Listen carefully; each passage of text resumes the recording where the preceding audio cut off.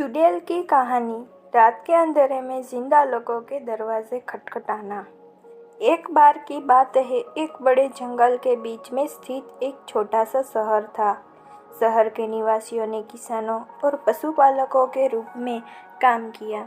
वे खुश संतुष्ट थे और एक दूसरे के साथ शांतिपूर्ण रिश्ते का आनंद लेते थे। गांव के लोगों को रात में भयानक आवाज़ें सुनाई देने लगी और उनके दरवाजे लगातार खटखटाए जा रहे थे। जब उन्होंने दरवाज़ा खोला तो उन्हें वहाँ कोई नहीं मिला, लेकिन फिर भी उन्हें डर लग रहा था। लोग यह मानने लगे कि जो कुछ भी बुरा हो रहा है उसके लिए एक डायन जिम्मेदार है और वे भयभीत तरीके से व्यवहार करने लगे। यहाँ तक कि जब सूरज ढल रहा था तब भी वे बाहर जाने में सुरक्षित महसूस नहीं कर रहे थे। उन्होंने सोचा कि अगर वे रात में बाहर होंगे तो डायन उन्हें चोट पहुंचाएगी। रिया चुड़ैलों और भूतों की कहानियों को लेकर उत्सुक थी, इसीलिए एक रात उसने उनकी जांच करने का फैसला किया। वह अपने साथ एक लालटेन ले आई और जंगल में चली गई, जहां उनसे दस्तक सुनाई दी। जैसे ही रिया ने जंगल में चलना जारी रखा, उसे जोर से खटखटाने की आवाज़ सुनाई दी। अंत में उसने जंगल में एक छोटी उबड़-खाबड़ झोपड़ी देखी। झोपड़ी का दरवाज़ा आधा खुला था और अंदर से उसे किसी के गीत गुनगुनाते हुए सुनाई दे रही थी। रिया धीरे धीरे कुटिया के पास पहुंची। अंदर झांक रही थी, उसने देखा कि एक बूढ़ी औरत आगे के पास बैठी गाना गुनगुना रही थी। बुढ़िया ने रिया को मौजूदगी को नोटिस नहीं किया, इसीलिए रिया ने एक गहरी सांस ली और झोपड़ी के अंदर कदम रखा। बुढ़िया गांव में रिया को देखकर हैरान रह गई और उसने पूछा कि वह वहाँ क्या कर रही है।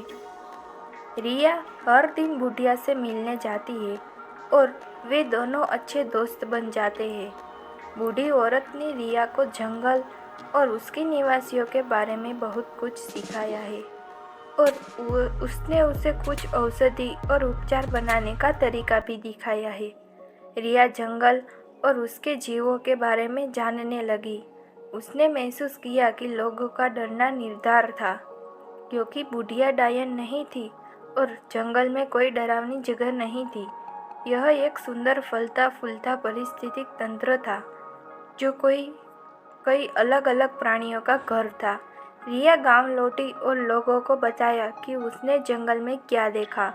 उसने समझाया कि जंगल और उसके निवासियों के बारे में उनका जो विश्वास था वह गलत था और इसके बारे में नकारात्मक बात करने से पहले उन्हें इसके बारे में और जानने की ज़रूरत थी। उसने उनसे अफवाहें फैलाने से रोकने और जंगल और उसके निवासियों का सम्मान करने का आग्रह किया। ग्रामीणों ने रिया को यह कहते हुए सुना कि वह जंगल का कितना आनंद लेता है और उन्होंने स्वयं इसे तलाशने का फैसला किया।